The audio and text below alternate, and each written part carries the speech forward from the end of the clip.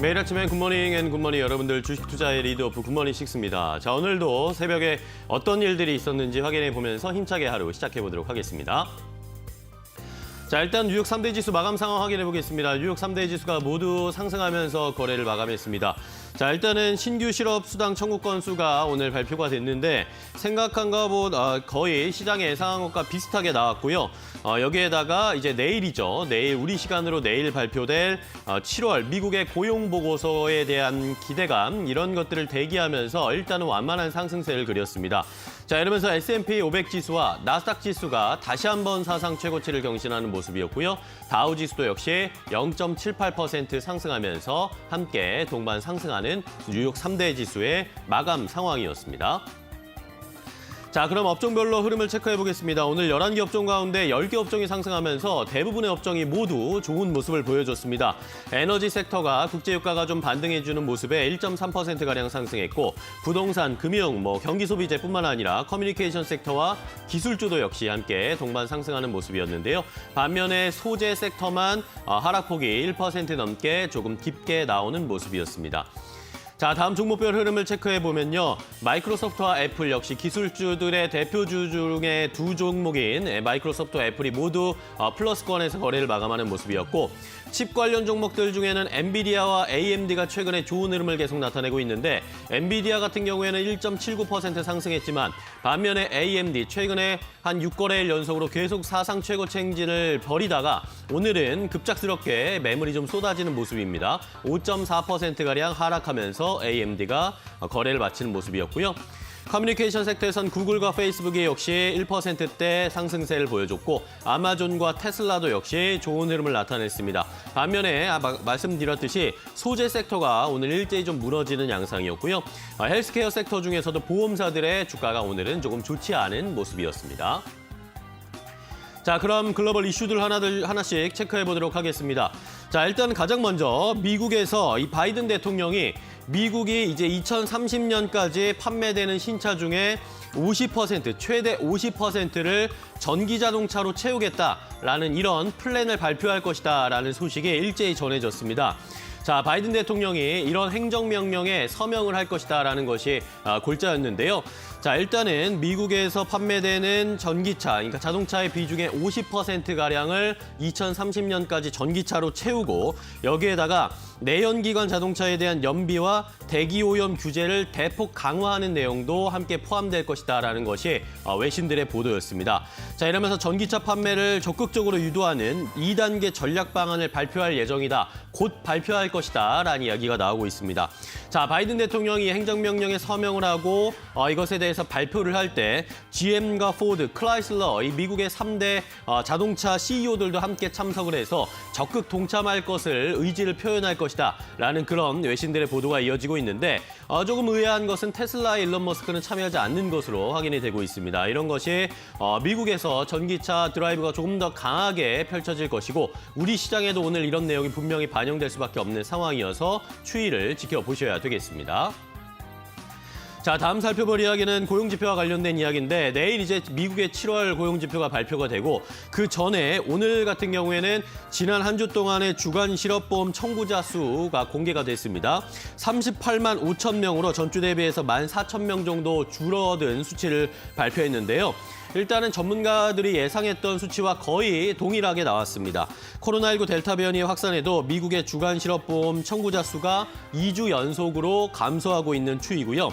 자, 이러면서 연속으로 실업보험을 청구한 이들은 293만 명으로 집계가 됐는데 2020년 3월 14일 그러니까 작년에 코로나가 한참 팬데믹이 시작됐을 때 그때 이후로 300만 명 이하로 떨어져서 고용이 점차 개선되고 있는 것이다라는 식의 평가들이 나오고 있는 상황입니다. 하지만 7월 민간 고용, 어제 발표됐던 7월 민간 고용이 예상치의 절반 수준밖에 나오지 않은 상황이어서 내일 이제 노동부가 발표하는 7월의 고용지표 어떻게 나올지가 시장에서는 가장 큰 관심을 모으고 있고요. 이것에 대한 눈높이는 일단은 약간 낮춰져 있는데 내일 발표되는 수치를 한번 주목해 보시기 바랍니다. 자, 다음 살펴볼 이야기는 이 코인과 관련된 이야기들입니다. 가상화폐 시장이 오늘 또 들썩거리고 있는 상황인데 두 가지 큰 이유가 있었습니다. 일단은 첫 번째는 크리스토퍼 월러 연준 이사가 중앙은행이 발행하는 디지털 화폐, 그러니까 CBDC가 과연 이것이 효용성이 있을 것인가에 대한 회의감이 된다라는 그런 이야기를 오늘 해줬습니다. 디지털 화폐를 도입하는 것이 미국의 지불 시스템 문제를 해결할지 회의적이다라는 언급을 하는 모습이었는데요. 민간 부분의 혁신을 통해서 지불 결제 속도를 높이는 것이 패드 차원에서 디지털 달러를 도입하는 것보다 훨씬 더 나을 것이다. 그러니까 중앙은행에서 디지털 화폐를 발행하는 것보다 그냥 민간에서 개발하고 이런 것들이 통용되는 것이 훨씬 더 효과적일 것이다라고 이 월러 이사가 이야기를 한 것이었습니다. 자, 이것이 왜 중요했냐 하면 이 크리스토퍼 월러가 지난 20년 동안 화폐 이론에 대해서 연구했던 사람이고, 그리고 최근 7년 동안 대체 화폐 형태를 연구해온 사람입니다. 그렇기 때문에 이 사람이 또 연준 이사이기 때문에 이 연준 이사 월러 이사가 디지털 화폐 CBDC를 도입하는 것은 조금 회의적이다라는 말에 오히려 이제 민간에서 개발되고 활용되고 있는 비트코인이라든지 이더리움 이런 나머지 코인들에 대한 관심이 증폭되는 모습이었습니다. 자, 이러면서 오늘 비트코인이 41,000달러까지 다시 올라왔습니다. 보시는 것처럼 41,000달러대까지 비트코인의 가격이 다시 올라오는 모습이었고요. 자, 여기에다 오늘 이더리움도 역시 가격이 많이 올라왔습니다. 이더리움도 2,800달러대까지 올라오는 모습인데, 자, 이더리움은 이른바 런던 하드포크라고 불리는 이 대대적인 네트워크 업그레이드가 됐습니다. 이러면서 이 가격이, 이더리움의 가격이 앞으로 더 올라갈 것이다 라는 긍정적인 평가들이 나오고 있어서 오늘은 일단 이 가상화폐 시장에 역시 상승세를 보이고 있다는 것도 체크해 보셔야 되겠습니다. 자, 마지막으로 살펴볼 이야기는 엑손모빌의 이야기인데요. 엑손모빌 역시 친환경 대세 이런 흐름에 이어가겠다라는 언급이 나왔습니다. 엑손모빌이 2050년까지 탄소 배출량을 제로로 줄이겠다라는 공약을 검토하고 이것을 곧 발표할 수 있을 것이다라는 외신들의 보도, 월스트리트저널의 보도가 있었습니다. 데런 우즈 엑손모빌 최고 경영자가 지난주에 에너지 전환에 대한 접근 방식을 포함한 이제 앞으로의 사업 포트폴리오에 대한 심도 있는 검토를 진행하고 있다. 이런 것들을 위해서 신임 이사들과 함께 논의를 하고 협력을 할 것이다라는 이야기가 나왔는데요. 자, 이러면서 지난 5월이었죠.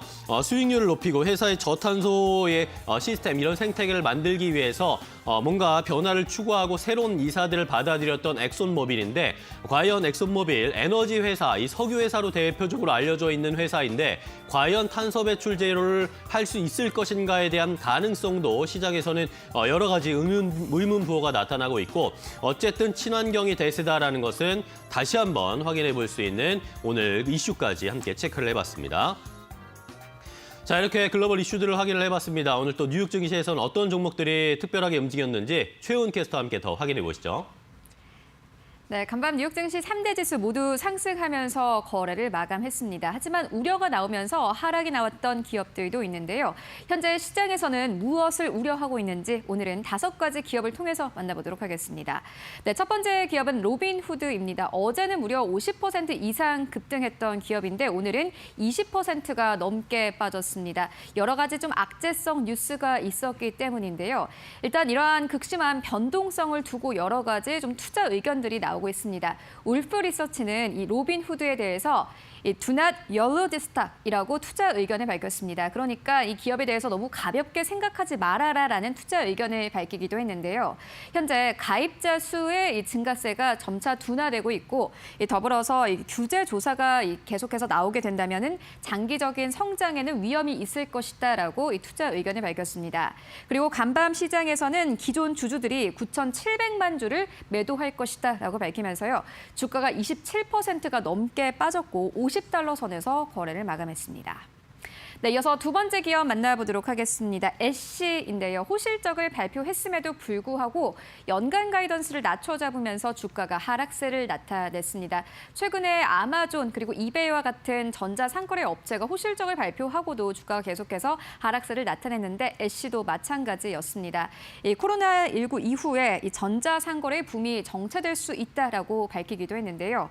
이와 함께 9%가 넘게 빠지면서 182달러 선에서 거래를 마감했습니다. 네, 이어서 세 번째 기업 만나보도록 하겠습니다. 모더나인데요. 역시나 마찬가지로 실적을 발표했습니다. 호실적을 발표했는데요. EPS와 매출 모두 다 시장의 컨센서스를 상회했습니다.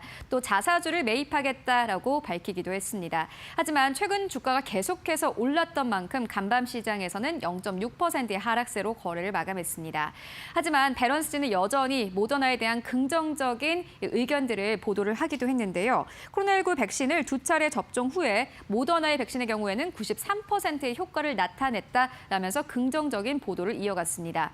이와 함께 간밤 시장에선 0.6% 이상의 하락세를 나타내기도 했지만요. 이 이후에 장이 마감된 이후에는 1.6% 이상의 상승 흐름을 현재 나타내고 있습니다. 네, 이어서 네 번째 기업 만나보도록 하겠습니다. 시그나인데요. 최근 뉴욕 증시에서는 보험 기업들의 주가가 일제히 하락세를 나타내고 있습니다.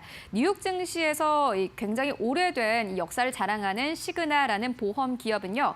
이 매출과 EPS가 시장의 컨센서스에 거의 부합했음에도 불구하고 역시나 마찬가지로 연간 가이던스를 낮춰잡으면서 주가가 하락세를 나타냈습니다. 이 코로나와 관련된 보험 청구 비용이 예상보다 높다라고 밝히면서 나머지 기간에도 청구 비용은 증가할 것이다라고 밝혔습니다. 이와 함께 주가가 무려 10% 넘게 빠졌고요. 206달러 선에서 거래를 마감했습니다. 네, 이어서 다섯 번째 기업 만나보도록 하겠습니다. 페스트리인데요. 실적을 발표했습니다. 이 기업은 컨텐츠를 전송하는 네트워크 제공업체입니다. 최근 정전 사태가 있었는데 이와 함께 아마존의 트위치 라이브 그리고 레딧, 뉴욕타임즈에서 기술적인 문제가 발생했습니다. 예상치와는 부합하는 실적을 내놓았습니다만 다음 분기에는 더 큰 손실이 있을 것이다라고 밝히면서 주가가 하락세를 나타냈습니다. 10% 넘게 빠지면서 39달러 선에서 거래를 마감했습니다. 네, 이렇게 다섯 가지 기업들을 만나보고 왔는데요. 전문가의 시선은 어떨까요? SC 글로벌 센터의 김성규 소장 연결해 보도록 하겠습니다. 안녕하십니까? 네, 안녕하세요. 네, 간밤 뉴욕 증시 3대 지수 모두 상승하면서 거래 마감했습니다. 오늘 우리 증시 영향 어떨까요? 네, 뉴욕 증시 일단 실업 지표가 하락하고 그래서 일단 그 전체적인 그 고용이 좋아졌고요. 그 다음에 호실적들이 여러 가지가 발표가 됐기 때문에 이에 따라서 3대 지수가 상승 마감했습니다. 현재 3대 지수는 횡보세가 이어지는 가운데 있고 그럼에도 불구하고 고점은 자꾸 조금 서서히 이제 높이고 있는 중입니다. 단 이게 좀 보기에는 전 고점을 향해 가고 있는 것이기 때문에 어느 정도 좀 그 버거운 모습을 보여준다고 할 수 있겠습니다. 현재 유가는 기술적인 반등이 들어와가지고 이틀 연속 하락했다가 여기에서 반등에 성공한 모습 보여주고 있고 또 이 외에도 현재 천연가스가 굉장히 강한 랠리를 보여주고 있습니다.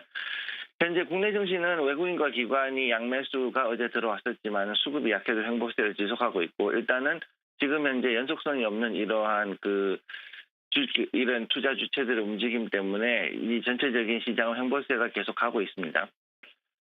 오늘 가장 주목해야 될 것들은 일단 미국의 전기차 관련된 뉴스인데 역시 2030년까지 미 행정부가 50%의 전기차를 일단은 도입하겠다라는 이런 행정명령을 서명하는 일이 있었기 때문에 여기에 따라서 전기차 관련주들에 대해서 강한 상승 모멘텀을 가지고 있습니다. 이에 따라 국내 증시 역시 2차 전지하고 전기차 관련주들이 여기에 대해서는 장기적으로 상승세를 보일 것으로 전망하고 있습니다. 현재 우리가 또 가장 걱정해야 될 것은 델타 바이러스 관련된 이슈가 되겠습니다. 특히 아마존 같은 경우 2022년 1월, 즉 내년 1월까지는 사무실 내 일단 직원들 복귀를 연기하고 오히려 재택근무를 더 연장하겠다라는 이런 지침이 발표가 되는 거에 따라서 여기에 여기에 따른 그 치료제 관련제들, 정확하게 치료제들보다는 일단 백신하고 치료제 관련된 주들이 앞으로 더 성장할 수 있는 그런 모멘텀을 가지게 되었고 이에 따라서 국내 증시는 특히 어제 같은 경우 삼성 바이오로직스가 모더나의 시범 생산에 대해서 이런 공시가 나오게 되어서 전체적으로 봤을 때 백신이라든가 치료제 관련주들에 대해서도 역시 상승 모멘텀을 가지게 될 것으로 보입니다. 마지막으로 크리스토퍼 윌러 연준 이사가 이제 그 CBDC 즉 중앙은행에서 발행하는 디지털 화폐에 대해서 어느 정도 부정적인 그런 발언을 했기 때문에 이로 인해 가지고서 오히려 아직까지 지금 이제 여기에서 있는 암호화폐들 특히 비트코인이라든가 이런 쪽으로 관련된 블록체인이라든가 사이버 보안주들이 앞으로 더 영향을 받을 것으로 보이고 국내 증시도 역시 어제 삼성폰에서 이제 디지털 원화를 시범 도입해서 이것을 진행하겠다는 얘기를 했기 때문에 여기에 관련된 역시 유사한 관련주들 특히 전자결제 그다음에 블록체인, 사이버 보안 이 관련주들이 또 상승 모멘텀을 가지게 될 것으로 보입니다. 네, 알겠습니다. 지금까지 김성규 소장과 함께했습니다. 고맙습니다. 네, 감사합니다. 네, 지금까지 뉴욕 증시 마감 상황 그리고 국내 증시 영향까지 짚고 왔습니다. 최윤이었습니다.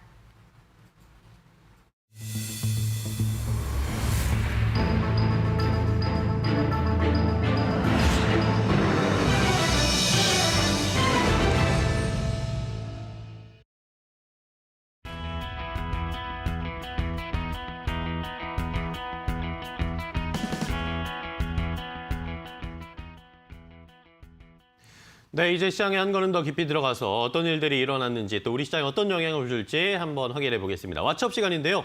자, 오늘도 현대경제연구원 최영호 의원과 함께하겠습니다. 고문님 안녕하세요. 네, 반갑습니다. 반갑습니다. 네. 자, 계속해서 이제 고용지표 관련된 이야기들이 나오고 하나씩 발표가 되고 있습니다. 오늘은 주간 실업보험 청구 건수가 발표가 됐는데 생각보다 많이 줄었습니다. 네, 그리고 이제 우리가 우려된 게 지난 2주 동안 40만 명 이상이었었는데 네네. 이것이 줄었고요. 사실 이제 왜 이런 충격이 왔냐면 7월 초에 숫자들이 네. 팬데믹의 최저치를 기록한 상태에서 이것이 계속될 줄 알았는데 바로 뭐 40만 명대로 다시 올랐다가 2주간 계속된 이후 지금 다시 떨어졌습니다. 네. 그래서 깜짝 증가에 굉장히 우려가 많았죠. 특히 이제 델타 변이의 이 뭐 확장성에 대해서 굉장히 걱정을 했는데 이런 부분들이 이제 내려오고 있고요. 그다음에 지금 가장 걱정되는 것은 사실 네. 9월 초면은 연방 정부의 이제 추가 수당 지급이 전 51개 주에서 이제 종료가 되거든요. 되죠. 그렇다면 이것이 과연 좋은 영향으로 갈 것이냐 이런 부분들에 이제 걱정이 됐는데 아까 소개해 주신 2주 이상 계속 지속적으로 네네. 실업수당 받는 것도 이제 드디어 처음으로 300만 건 명, 밑으로 내려온 내려갔습니다. 상황. 지금 근데 왜 8월 달에 이런 신규 실업 급여 이 숫자가 중요하냐면요. 네. 이제 아까 말씀드렸는데 9월 달부터 연방 정부의 그런 수당이 이제 종료가 되기 때문에 지금 요것이 옮겨 타는 부분. 그러니까 미들맨이 어떻게 작용을 해주느냐 이게 굉장히 방향성에 중요한 역할을 했는데 일단은 뭐 많은 전문가들의 의견을 보면 고용 증가는 가속화된다. 근데 요번에 나온 걸로 숫자를 보시면요. 네. 지역별 편차가 너무 커요. 그런가요? 예, 그래서 펜실베니아, 텍사스, 뭐 미시간, 조지아 이런 데는 큰 폭으로 감소가 됩니다. 그럼에도 불구하고 인디애나 같은 데는 지금 큰 폭으로 증가세가 있어서 자, 근데 인디애나나 메릴랜드 이런 데 이제 크게 이제 늘어났는데 거기는 3월 달부터 마스크 안 쓰고 다닌대요. 예, 그다음에 실업수당을 지급하는 거를 가장 먼저 진행했던 주기도 한데 그런 편차들이 지금 나타나고 있습니다. 그래서 네. 이제 어차피 이제 9월 달이면 이것들이 다 전반적으로 되는데 지금 미국도 방역에 관해서는 연방 정부의 임무가 아닙니다. 주지사의 책임하에 방역이 가는 뭐 지방자치제를 하고 있기 때문에 네. 얼마만큼 방역에 신경을 쓰느냐 이 부분들이 이런 실업수당뿐만 아니라 경기 회복에 큰 영향을 지금 있는 부분들인데요. 결과적으로 보면 이제 고용을 유지하고 고용을 개선하는 데 대해서 지금 재정이 어마무시하게 들어갔잖아요. 그렇죠.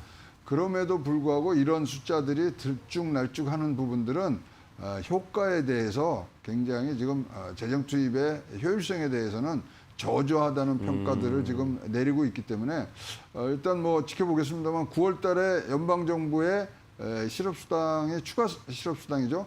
이것이 만약에 중단이 되더라도 앞에 재정의 그런 투입상에 있어서의 효과들이 적기 때문에 크게 영향은 안 미칠 것이다. 이렇게 보고 있는데요. 진짜로 아까 말씀하신 내일 나올 고용 보고서는 이 뭐 전반적인 흐름에 있어서의 가장 중요한 방점을 찍는 그런 중요한 지표가 될 것 같습니다. 네. 자, 일단은 이러다 보니까 뭐 눈높이는 약간 낮아졌다. 뭐 어제는 뭐 80 저희가 80만 명, 뭐 80만 명이 넘을 수 있을까라는 그렇죠. 이야기가 나왔는데 일단은 미국에서 오늘 뭐 기사를 체크해 보니까 그거보다 눈높이 좀 낮출 수도 있다. 네. 뭐 그렇게 이야기가 나오는데 자, 만약에 내일 발표되고 다음 주 월요일에 어떤 영향을 줄지도 미리 한번 좀 체크해 볼까요? 80만 명이 나오면 80만 명이 2개월간 계속 연속적으로 나오면 네네. 테이퍼링이 바로 갈 거고요. 그쵸. 그다음에 우리가 예측했던 것은 100만을 한 번이라도 찍으면 이것들은 굉장히 높아지는 부분들이 있는데 지금 뭐 ADP 나온 숫자로 보면은 지금 맥시멈 갭이 한 30만 명 정도 되는데요. 네. 30만 명을 치더라도 한 70만 명에서 80만 명으로 그러니까 예년 수준으로 갈 수 있는 부분들이 있어서 일단 크게 요동치지는 않고요. 그 레인지를 벗어나면 이제 해석들이 분분해지겠죠. 그렇겠죠. 그런 부분들이 있어서 저도 뭐 80만 명의 뭐 조금 언더 정도로 지금 예상이 되고 있습니다. 네. 자, 이제 저희가 쉬는 이제 내일, 오늘 밤에 아마 나오겠죠. 오늘 밤에 아마 고용지표, 7월 고용지표가 나올 텐데 여기 어떻게 나올지 일단 한번 예측을 해 주셨으니까 이걸 확인해 보시고 다음 주 월요일 아침에 또 고모님과 어떤 영향을 줄지는 결과를 보고 또 한번 그렇죠. 판단을 해보도록 하겠습니다. 자, 이렇게 왓츠업 확인해봤고 이제 셀러브 마레지로 넘어가겠습니다. 오늘 밤 사이에 전 세계 경제를 들썩이게 하는 인사들의 말말말 확인해 볼 텐데요. 첫 번째 셀럽의 이야기는 강민정 캐스터가 전해드리겠습니다. 안녕하세요. 셀럽은 말했지 강민정입니다. 오늘도 경제계 각양각색 셀럽들의 발언들 전해드리도록 하겠습니다. S&P 500 지수가 연말까지 4,700포인트도 갈 것이다라는 분석이 나왔습니다. 골드만삭스의 데이비드 코스틴의 이야기였는데요.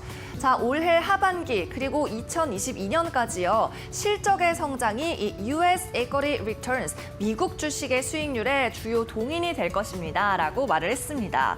이러면서 목표 주가를 S&P 500의 목표 지수를 4,300에서 4,700까지 상향 조정을 했더라고요.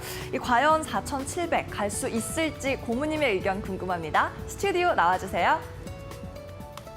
네, 자, 첫 번째 이야기는 데이비드 코스틴의 이야기였습니다. 연말까지 S&P 500 지수 충분히 더 올라갈 수 있다라는 의견인데 그 근거 거의 그 이유를 보니까 이 금리 때문이었습니다. 금리를 원인을 들면서 더 올라갈 수 있다라고 했는데 어떻게 보세요? 저금리 환경이 주가 지수 상승의 뭐 원동력이다 이제 이렇게 지금 뭐 주장을 하고 있고요. 네. 사실 어저께 이 S&P 500도 얘기했지만 시티은행도 비슷한 내용을 뭐 그런가요? 발표를 했어요. 근데 비슷한 내용이지만 결과는 다릅니다. 시티은행은 지금 미국 증시에 갖고 있는 비중 확대를 주장하고 있는데 네. 중립으로 바꿨어요. 그러니까 지금 뭐냐면 모든 사람의 관점이 뭐냐면 금리 인상의 속도와 시점에 대해서 지금 어떻게 보냐에 따라서 다른 거거든요. 자, 지금 뭐 S&P 500을 지금 얘기를 한다면 4,700까지 간다면 앞으로도 6.8%의 상승 여력이 있는 겁니다. 그렇다면은 지금 1.6을 넘어가면 안 됩니다. 10년물 금리가. 10년물 국채 금리가. 근데 이제 다들 2%를 간다고 얘기를 하지만 2%가 어느 시점에 도달이 되느냐에 따라서 지금 굉장히 지금 얘기들을 많이 하고 있는데요. 네. 이거는 이제 또 채권까지 말씀을 드려야 되는데 네. 미국 재무부에서 채권 발행을 지금 축소를 하는 부분들이 있습니다. 그럼 채권값이 올라가지 않습니까? 그러면은 금리는 내려올 부분. 이래서 이 방정식이 굉장히 참 복잡하게 복잡하네요. 지금 4차원까지 지금 가 있는 부분들인데요. 네. 어쨌거나 이제 내년도도 4,900까지 간다고 S&P 500이 저금리가 만약 지속이 된다면 근데 시티은행이나 S&P 500의 공통점이 딱 한 가지가 있습니다. 실적이 중요하다. 예. 그래서 금리는 언젠가는 오르는 거는 지금 다 알고 계십니다. 기정사실인데. 그렇지만 지금 가장 중요한 거는 기술주든 뭐 성장주든 뭐 경기 민감주든 지금 2분기에 나왔던 실적이 그대로 3분기까지 갖고 갈 수 있는 기업 여기에 투자하라는 게 이 IB들의 또 이 보고서의 결론이었기 때문에 실적을 굉장히 중요시하는 장이 됐다 이렇게 보여지고 있습니다. 네.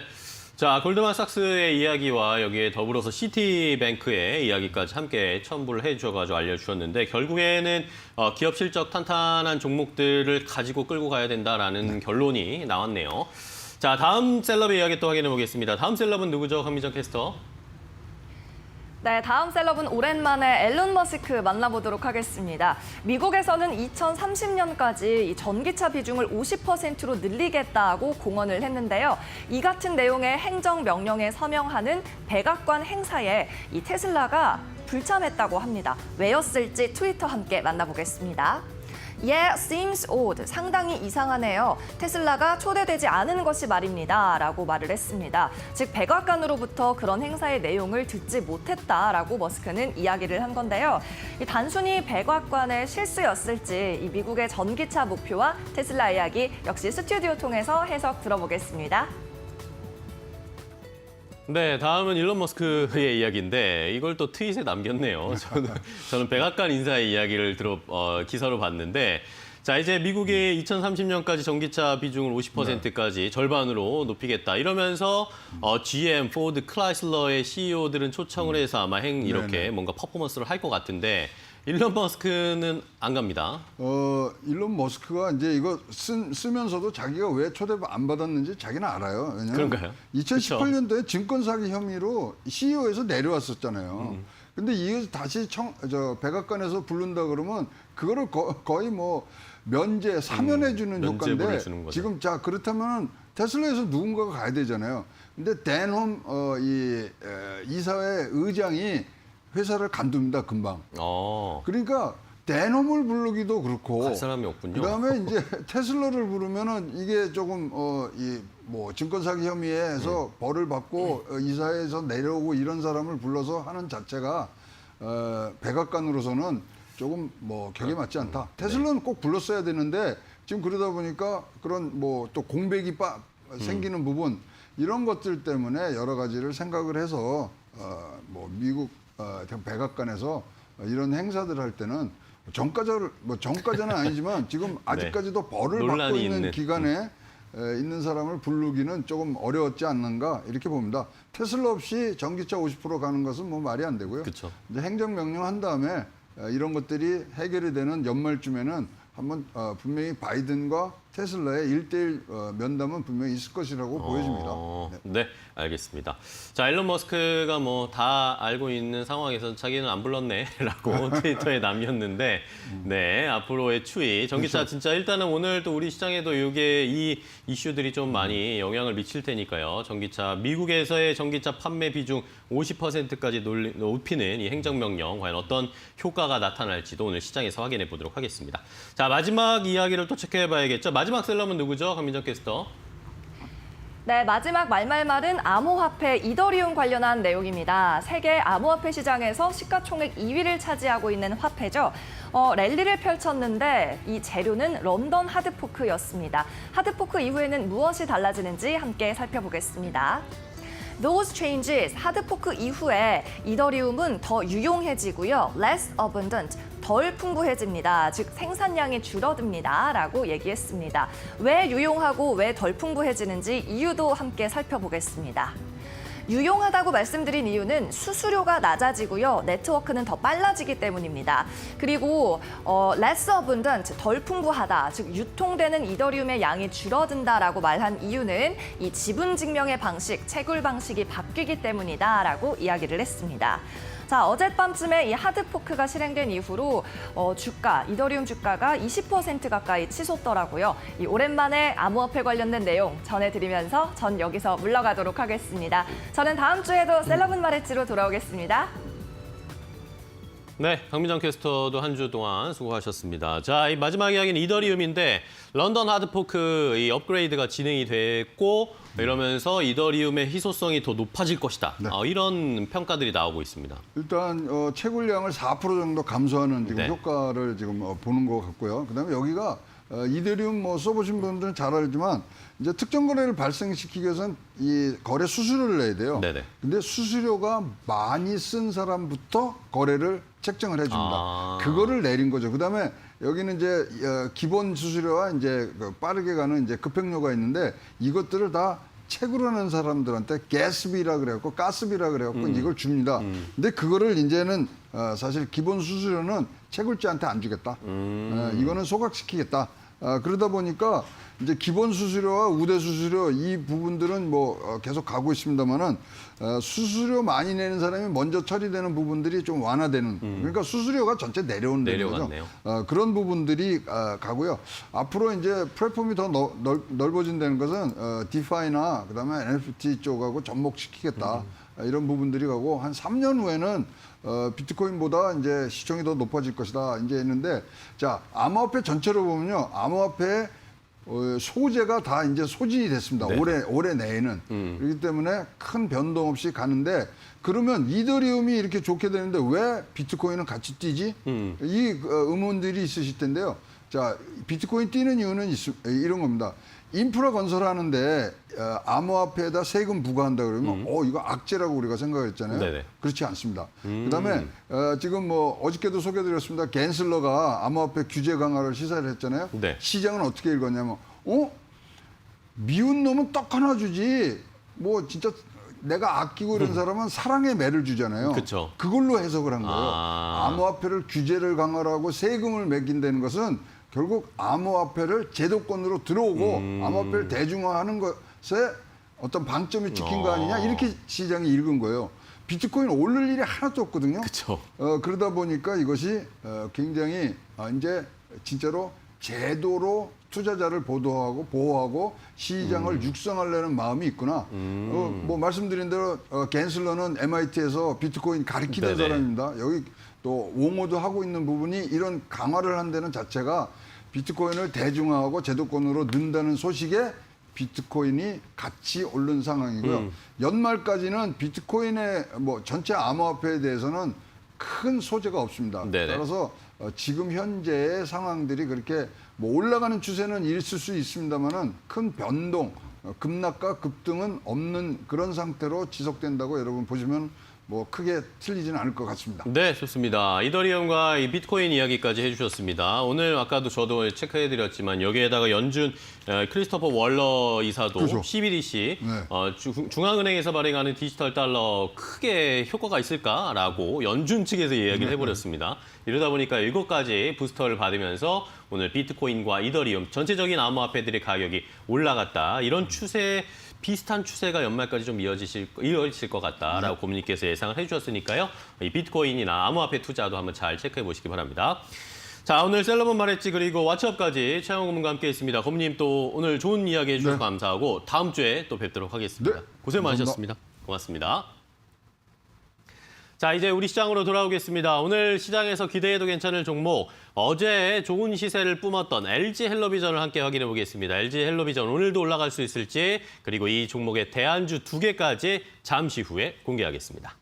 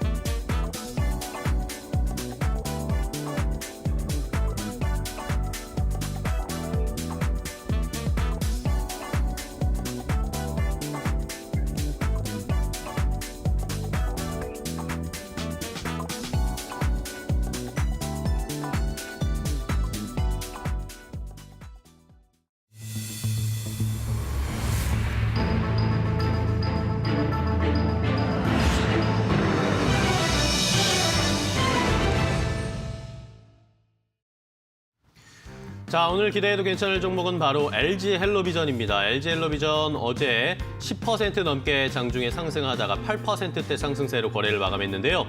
과연 오늘도 올라갈 수 있을지 일단 두 분의 전문가께서는 오늘은 좀 힘들 것이다 라는 의견을 주셨습니다. 자, 일단은 디즈니 플러스와 연결되고 있는 이 LG 헬로비전, 과연 이 디즈니가 상승 모멘텀, 단기적인 상승 모멘텀일 뿐이지 추가적으로 연속성을 보여줄 수 있을까 좀 의문스럽다 하는 이야기 해주셨고, 다른 한 분은 어쨌든 LG 헬로비전 케이블 TV와 연관되어 있는 사업, 가장 큰 사업인데 이것이 사양 산업이기 때문에 한계점에 좀 도달할 수 있다라는 의견을 주셨습니다. 과연 LG 헬로비전 오늘 더 상승할 수 있을지 자세하게 분석해 보도록 하겠습니다. 자, 오늘 기대해도 괜찮은 두 분과 함께 이야기 나눠보겠습니다. 레몬 리서치의 김민수 대표 그리고 퀀텀 트레이딩의 나현진 대표 두 분 모셨습니다. 안녕하세요. 반갑습니다. 반갑습니다. 자, 오늘은 LG 헬로비전을 좀 이야기해 보도록 하겠습니다. 어제 모처럼 만에 LG 헬로비전이 주가가 쭉쭉쭉 흘러내리다가 어제 깜짝 또 반등이 나왔습니다. 일단은 어떤 요인 때문에 상승을 했나요? 나현진 대표님께서 좀. 네, 어제 같은 경우는 LG 헬로비전은 이제 그 디즈니가 OTT 사업에 진출을 합니다. 뭐 오버 더 네. 톱이라고 이제 인터넷 기반으로 한 방송인데 디즈니가 이제 국내 사업에 진출을 할 때 그 예전에 넷플릭스가 진출했을 때 LG U 플러스하고 그 독점으로 그쵸. 진출했던 것처럼 그 이번에 디즈니가 진출하면은 LG 헬로비전하고 그 독점 제휴가 가능성이 있다는 뭐 그런 기대감에 이제 좀 상승을 네. 했습니다. 뭐 그런 수요가 좀 있었는데 그런 부분은 아직까지는 뭐 확인된 사실은 아직은 없는 상황이고요. 그쵸. 뭐 그런 기대감이 좀 반영된 것으로 그렇게 보고 있습니다. 네. 자, 그렇다면은 LG 헬로비전 나현진 대표님은 조금 더 올라가긴 힘들다고 일단은 판단을 해주셨는데 어떤 이유일까요? 예, LG 헬로비전의 그 매출 기반을 보시면은 이제 케이블 TV 분야가 이제 가장 큽니다. 근데 케이블 TV가 이제 아시다시피 뭐 IPTV나 아니면은 이런 인터넷 기반으로 한 그 TV 수요로 좀 많이 분산이 되면서 케이블 TV 가입자 수가 많이 정체가 되고 있습니다. 그리고 또 하나의 수익원이었던 알뜰폰 사업 같은 경우도 그 서비스 수익이 좀 감소를 많이 하면서 지금 전년 동기 대비해서 15% 정도 매출 감소가 일어났는데 그 알뜰폰 사업이 뭐 물론 좀 수익성이 아주 없는 건 아니지만 경쟁이 갈수록 더 치열해지고 치열해지니까. 있습니다. 뭐 그런 거 부분까지 감안을 할 때는 뭐 TV 사업부 매출도 좀 감소를 하고 있고 그 정체가 계속되고 있고 앞으로 매출 전망도 뭐 크게 성장하는 분야가 아니라서 이런 부분에서 이제 좀 사양 산업에 들어서 있다. 다만 기대감은 뭐 디즈니가 진출을 할 때 이제 예전에 2018년도에 넷플릭스가 U+하고 그 제휴를 했던 것처럼 뭐 독점 제휴가 되지 않을까 하는 기대감 이 정도로 반영이 돼서 조금 주가가 상승하는 거는 좀 그 오버스럽다 뭐 이런 의견입니다. 네, 알겠습니다. 일단은 전체적인 사업 포트폴리오나 이 LG 헬로비전이 돈을 벌고 있는 것을 봤을 때는 추가적인 상승 이런 것들이 좀 어렵다라는 그런 의견을 주셨는데 자, 그렇다면은 김민수 대표님은 어떻게 보세요? 어쨌든 이 디즈니 플러스 이야기가 나오면서 계속 이런 것들이 불거지면서 아까 차트도 보셨지만 LG 헬로비전 주가가 뭐 2배가 되긴 했어요. 주가가 올라오긴 했는데 이런 이슈가 나올 때마다 올라가긴 하는데 앞으로는 좀 힘들다고 보시는 거죠? 네, 딱 한마디로 어제 외국인들이 왜 이렇게 팔았을까? 네. 네. 주가가 올라오는데 좋으면 그냥 기다리겠죠. 네. 다음에 팔아야지 싶었는데 어제 보니까 한 90만 주 넘게 매도를 했다는 얘기는 아무래도 이번을 기회를 삼아서 팔 기회를 좀 노렸다고 봐야 될 것 같고요. 일단 어제 나왔던 얘기가 이제 우리 디즈니 플러스는 우리 거 쓰지 마라, 우리 컨텐츠 쓰지 마라라고 나머지 이동 탐사세 통보했고요. 예, 거기다가 이게 지금 LG 헬로비전과 뭐 계약을 한 건 아닙니다. 그쵸, 가능성이죠. 그쵸? 네, 그것 때문에 움직였다는 부분들 물론 가능성이 높다고 하더라도 이게 주가에 미리 반영되면서 움직인다라고 하게 되면 만약에 또 결과가 나왔다라고 했을 때 차익 매물이 또 커질 수가 있겠죠. 이런 부분들도 생각해야 될 것 같고요. 게다가 또 실적 관련된 부분을 보게 되면은 과거 이제 CJ 헬로비전 이쪽과 함께 합병을 하다 보니까 덩치는 커졌는데 한 2년 동안 실적이 합병에 따른 뭐 여러 가지 변화들 때문에 좀 부진했고요. 그래서 올해부터는 턴어라운드가 될 걸로 보여지고 있는데 중요한 거는 이 만약에 디즈니 플러스가 들어오면서 이를 통해서 성장을 좀 강하게, 그러니까 즉 올해 순이익이 만약에 한 300억 났고 그 다음 연도가 500억, 뭐 그 다음 700억 이런 식으로 변할 것이냐라고 보기에는 앵커님은 좋아하십니까? 마블 시리즈 이런 거 좋아하십니까? 저는 별로 안 좋아합니다. 네, 이런 앵커님 같은 분이 계시다 보니까 그렇죠. 네 아무래도 성장을 강하게 또 이어가기에는 아직은 또 확인해야 될 게 많다라는 쪽으로 보게 되면은 그냥 자산 대비 저평가는 있습니다. 네. 근데 이 부분을 어느 정도 발휘했다고 하게 되면 한계가 있지 않을까 생각됩니다. 네, 알겠습니다. 자, LG 헬로비전에 대해서 두 분이 이렇게 평가를 해 주셨습니다. 디즈니 플러스와 협업할 수 있는 가능성들 때문에 주가가 많이 올라왔는데 실제 LG 헬로비전의 이 사업을 포트폴리오나 실적이나 이런 것들을 봤을 때 과연 드라마틱한 실적 성장이 이루어질 것인가에 대해서는 두 분 모두 좀 물음표, 의문부호를 지어주셨으니까요. 시청자 여러분들도 한번 LG 헬로비전에 대한 평가 잘 참고해 주시기 바랍니다. 뭐 지금 당장 매수하는 것보다 뭐 가지고 계신 분들은 차익 실현을 하겠지만 지금 당장 투자하기에는 조금 비추한다라는 두 분의 의견이었습니다. 자, 저희가 이렇게 전해드리는 방송 내용은요. 시청자 여러분들의 투자에 참고가 되는 내용을 알려드리는 겁니다. 최종 투자 판단과 결정은 시청자 여러분들께서 직접 하셔야 한다는 거 다시 한번 강조드리겠습니다. 자, 그렇다면 두 분 모두 LG 헬로비전에 대해서 뭐 상승이 좀 제한적일 것이다라는 이야기를 해주셨는데 과연 그렇다면 대안을 좀 드려야 되겠죠. LG 헬로비전의 대안주는 무엇인지 두 분이 가지고 오신 종목 바로 공개하겠습니다. 자, LG 헬로비전의 대안주 두 가지를 공개해 드리도록 하겠습니다. 결국에는 이 컨텐츠, OTT 경쟁이 치열해지고 있는 시장에서 컨텐츠를 잘 만드는 기업을 찾아봐야 되겠다라고 두 분이 공통적으로 의견을 주셨습니다.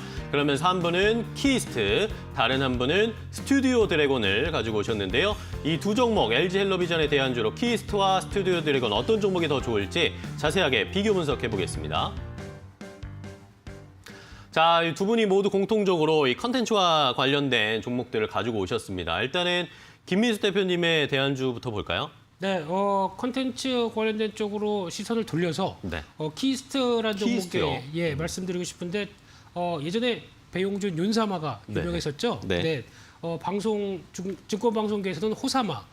죄송합니다. 예. 네. 예. 제가 죄송합니다. 아, 예. 시청자 괜히 여러분들. 죄송합니다. 예. 네. 근데 콘텐츠 관련된 쪽에 제작 쪽으로 눈을 돌리고 있다는 쪽으로 바라보고 있는데 그렇더라고요. 네, 콘텐츠 제작 관련해서 이번에 netflix 쪽에서 보건교사 아는 영이라고 혹시 들어는 보셨을 것 같습니다만 네네네. 예, 이쪽도 제작을 했었고 매니지먼트 쪽도 유지는 하고 있는데 잘 모르겠습니다. 손현주, 유해진 뭐 이렇게 나오는데 일단 유명 배우들이죠. 근데 더 중요한 거는 일단 2020년도에 일본의 엔터 관련된 부분 사업을 정리하면서 본격적인 올해부터는 컨텐츠 제작사 쪽으로 바꾸고 시작합니다. 그래서 내년까지 해서 작품이 4개가 나올 걸로 보여지고 있는데 작품 4개면 상당히 빠르게 라인업이 되는 거죠. 그러게요. 네, 그런 쪽에서 봤을 때 일단 제작비 400억 정도가 들어가는 별들에게 물어봐. 이게 우주인과의 뭐 어떤 로맨스 이런 걸 얘기한다고 하고 있고요. 네, 그리고 또 경이로운 구경이라고 하게 되면 이영애 선생님 출연 작품으로 보여지고 있는데 네. 또 일단 인기가 있겠죠. 네. 그러게 이슈가 되겠네요. 네. 그리고 또 한 사람만이라고 하는 뭐 호스피스 병동과 관련된 로맨스 쪽이나 아이돌 관련된 쪽에서 드라마를 만드는 또 일루미네이션 이런 쪽도 보게 되면 제작비가 생각보다 꽤 들어갑니다. 이런 쪽에서 대작이라고 할 수 있는 부분들이 아무래도 시장에서 인기를 끌게 되면 다시 재평가가 되지 않을까라는 관점 쪽으로 조금 미리 보고 있는 상황들이고요. 네. 특히 작년에 턴어라운드 기반을 마련하다 보니까 이런 부분들이 이제 올해 잘 제작해서 판매가 잘 되고 하게 되면 앞으로 실적에 대한 기대감은 한층 더 높아지겠다라는 부분들이 가장 중요한 포인트가 아닐까 싶기 때문에 또 최근 들어서 또 조명을 좀 받고 있죠. 저점에서 거래량이 확 늘면서 변화가 나오고 있다라고 하게 네. 되면 좀 눈여겨봐야 될 것 같습니다. 네, 좋습니다. 키이스트. 자, 연예 기획사로만 우리가 알고 있으신 분들이 많으실 텐데 최근에 키이스트가 콘텐츠 제작에 본격적으로 뛰어들면서 이런 것들이 상승 모멘텀을 받을 수 있을 것이다라는 의견을 주셨습니다. 자, 키이스트. 나현진 대표님은 키이스트 어떻게 지켜보고 계세요? 네, 키이스트 같은 경우에 연예 기획사에 적용되는 멀티플하고 네. 그리고 컨텐츠 제작사에 제작사. 적용되는 멀티플이 다릅니다. 뭐 아시다시피 뭐 연예 기획사 같은 경우는 지금 뭐 비용도 많이 들고 그리고 뭐 실적도 불규칙하게 움직일 수 있는 가능성이 크기 때문에 뭐 멀티플이 그렇게 높게 적용이 되지 않는 데 반해서 이제 컨텐츠 제작사로 변하게 되면서 미디어 컨텐츠 평균 멀티플이 한 20배 정도 되는데 그거에 비하면은 이제 업사이드 여력이 한 7 이상 있다고 보고 있습니다. 좋습니다. 일단은 키이스트가 제작사로서의 멀티플을 받게 되면 또 재평가될 수 있으니까요. 키이스트 최근에 주가 움직임이 좀 심상치 않으니까 한번 지켜봐야 되겠습니다. 자, 그럼 나연지 대표님의 대안주 스튜디오 드래곤 가지고 오셨는데 뭐 대표적인 이 컨텐츠 제작사죠. 네. 대표적인 컨텐츠 제작사고 앞서서 뭐 헬로비전 말씀드릴 때도 말씀드렸다시피 OTT 사업자가 상당히 많이 늘어났습니다. 뭐 기존의 그렇죠. 넷플릭스, 쿠팡에 더해서 아마존, 디즈니, 뭐 애플까지 진출을 하면서 이제 경쟁이 격화되고 있는데 이렇게 경쟁이 격화될 때 그 가장 핵심은 경쟁력 있는 컨텐츠를 확보하는 그렇죠. 게 중요하다고 보고 있고요. 그래서 이제 OTT의 성공 여부는 컨텐츠 확보에 달려 있다고 보고 있습니다. 이제 스튜디오 드래곤 같은 경우는 그 미국 원작 소설을 기반으로 해서 제작한 프로젝트가 연내 착수하게 되는데 뭐 국내에서 제작했던 제작비나 뭐 이런 그 편당 그 수익에 비해서 한국의 한 10배 수준 정도의 제작 마진이 기대가 되고 있습니다. 아무래도 이제 미국 원작 소설을 바탕으로 하다 보니까 수출도 잘 될 수가 있고 그리고 넷플릭스나 뭐 이런 쪽에서도 컨텐츠를 사갈 때도 좀 더 비싼 가격에 사갈 수가 있어서 뭐 그런 부분이 좀 도움이 될 걸로 보고 있고요. 올해 같은 경우에 좀 주가가 상반기 한 2분기 그리고 최근까지도 좀 조정을 많이 받았는데 그렇습니다. 그 이유가 살펴보면 한 2분기에 예정이 되었던 드라마 제작, 뭐 판매 이런 일정들이 많이 연기가 됐습니다. 그러면서 그 매출도 좀 줄고 그리고 이익도 좀 많이 줄면서 이렇게 그 2분기까지 판매가 원래 돼야 됐었던 부분이 좀 미뤄졌다. 이게 좀 그 주가 하향에 좀 선반영된 것으로 그렇게 판단을 하고 있고요. 하반기에는 오리지널 제작 한 6편을 포함해서 총 한 18편 정도의 제작 이 예정이 되어 있습니다. 이로 인해서 좀 실적 개선이 좀 하반기에는 좀 드라마틱하게 이뤄지지 않을까 이렇게 생각됩니다. 네, 좋습니다. 스튜디오 드래곤을 나연진 대표님께서는 대안주로 가지고 오셨습니다. 자, 김민수 대표님의 시각도 궁금한데요. 최근에 스튜디오 드래곤 어떻게 보시나요? 이 정도면은 실적도 조금 부진한 거 반영했고 그러면 이제 반발매가 들어올 때가 아닐까 생각이 들고 있는데요. 네. 2분기 때 빈센조죠? 예, 이게 잘 보셨습니까? 저는 안 봤습니다. 이제 드라마나 뭐 컨텐츠를 별로 안 좋아하시는 그 정도로 네, 알고 그런 쪽에서 실적 관련된 쪽에서 보게 되면 ASP라고 하는 판매 단가가 생각보다 편수는 떨어져도 그렇게 크게 안 떨어지고 오히려 올랐다는 얘기는 과거와는 다르게 컨텐츠에 대한 제대로 된 대접을 받고 있다라는 쪽으로 봤을 때 편수만 늘어나게 되면은 괜찮을 거라고 보여지고 있고요. 아까 대표님 얘기하셨던 것처럼 하반기에 라인업 보강되게 되면 실적은 그러게요. 반등하지 않을까라는 관점 쪽에서 바라보게 되면 지금 시장에서 소외받는 시점이면은 그렇게 큰 무리 없지 않을까라고 생각됩니다. 네, 좋습니다. 자, 그래서 스튜디오 드래곤 지금 좀 가격 조정도 받고 최근에 좀 지지부진한 흐름이어서 관심 밖으로 좀 멀어져 있는데 스튜디오 드래곤 가격 전략을 좀 제시해 주실까요? 예, 스튜디오 드래곤 매수가는 93,000원 정도 이하에서는 충분히 네. 매수가 가능한 선이라 보고 있고요. 목표가는 한 108,000원 정도 선, 그리고 손절가는 좀 타이트하게 한 9만 원 정도로 잡아볼 수 있겠습니다. 네, 알겠습니다. 스튜디오 드래곤 목표가와 매수가 함께 제시를 해드렸으니까 오늘 시장에서 한번 잘 살펴보시고요.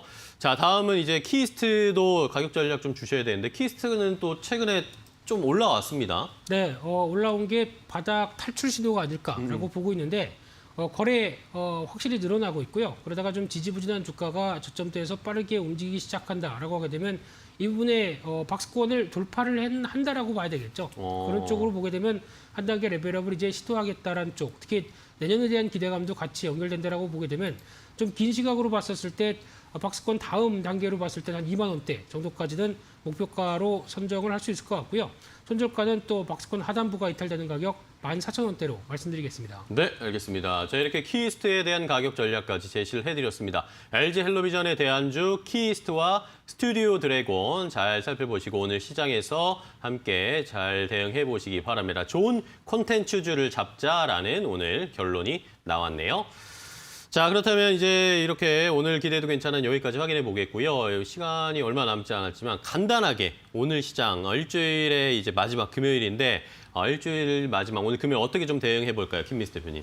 네, 삼성전자 움직이면서 시장이 혹시 삼성전자로만 쏠리면 어떡하나 싶었는데 아닙니다. 중소형주도 꽤 괜찮습니다. 그런 쪽으로 봤을 때 또 한 다른 한쪽 바이오 쪽도 살아나고 있다라고 보게 되면 이런 어떤 중소형주를 관련된 전반적인 종목의 대응은 나쁘지 않다라고 봐야 될 것 같습니다. 네, 중소형주도 잘 대응을 해보자라는 의견. 나현진 대표님은요? 네, 지수가 좀 안정되고 있어서 이런 상황에서는 종목 선정이 아무래도 중요하다고 보고 네. 있고요.